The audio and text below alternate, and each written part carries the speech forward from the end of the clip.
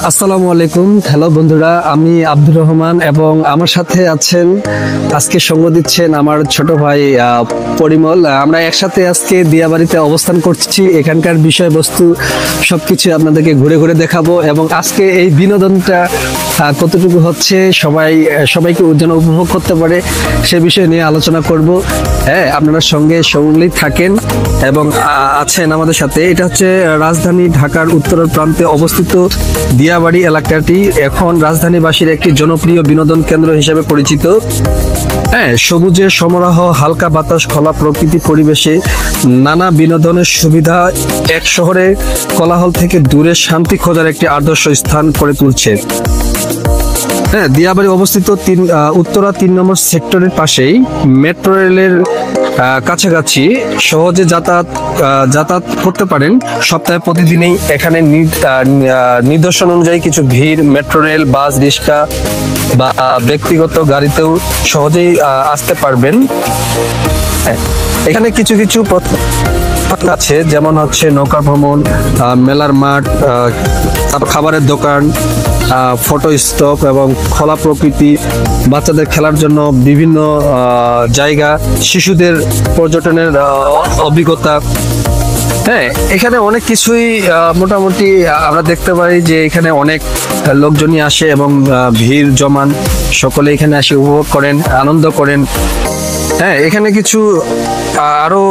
কিছু বললে আরো বলা যায়, যেমন অনেকে বলে দিয়াবাড়ি প্রকৃতি সৌন্দর্য, খোলা বাতাস আর তুলনামূলক কম খরচে বিনোদনের সুযোগ, ঢাকাবাসীর জন্য একটি স্বস্তির জায়গা। সন্ধ্যায় লোকেরা ধাপে ধাপে বসে সূর্যাস্ত বিভিন্ন অঞ্চলে বা রোমান্স করে। হ্যাঁ, আমরা যদি একটু ঘুরে ঘুরে আসি তাহলে যেমন মনে করেন এখানে এক ভাই ফুচকা বিক্রি করতেছে, যেমন হচ্ছে মোটামুটি এখানে ভালো, বাচ্চারা এখানে এসে খেলতেছে, সাইকেল চালাচ্ছে। হ্যাঁ, আমরা দেখতে পাচ্ছি এখানে একটা নৌকা আছে, সেই নৌকাতে বাচ্চাগুলো এবং বড় বড় যারা আছেন হ্যাঁ তারাও কিন্তু এর মধ্যে উঠতেছেন এবং বিনোদন করতেছেন। আসলে এটা একটা সুন্দর একটা জায়গা এবং বিনোদনের জন্য একটা সুন্দর একটা মুহূর্ত। যেমন একটা হচ্ছে এখানে নাগরদোলা আছে, এই নাগরদোলাটা সকলে, ছোট বড় সকলেই এখানে উপভোগ করতেছে এবং অনেক জনে উঠছে, আসলে দেখার মতো আর কি।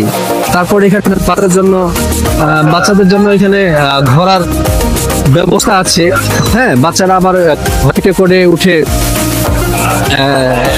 এদিক ওদিক ঘোরাঘুরি করে।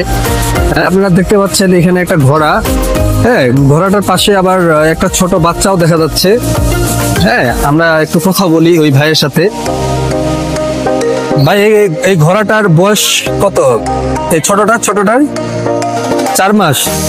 হ্যাঁ, আসলে এই ঘোড়াটা অনেক সুন্দর, তার সাথে তার একটা বাচ্চাও আছে। এখন আমরা দেখতে পাচ্ছি বাচ্চা এটা ঘাস খাচ্ছে। হ্যাঁ, অনেক কিউট একটা ঘোড়া। আসলে মানুষ শুধু ঘুরতেই আসে না, এখানে আরো অনেক কিছু দেখা যায়। এখানে বিভিন্ন ধরনের দোকান আছে, বাচ্চারা খেলাধুলা করার জন্য বিভিন্ন ধরনের দোকান আছে, যেমন পুতুলের দোকান। হ্যাঁ, আরো অন্যান্য কিছু রয়েছে। পাশে আরেকটা মনোরম পরিবেশ, যেমন এখানে একটা নদীও আমরা দেখি। আসলে নদী না, এটা একটা ঝিলের মতো, পার্কের মতো। এখানে ছোট ছোট নৌকা, সকলে উঠে আবার এখানে দেখাশোনা করে, খেলাধুলা করে, নিজে ড্রাইভ করে, নিজেরা চালায় পা দিয়ে। আসলে সুন্দর একটা পরিবেশ।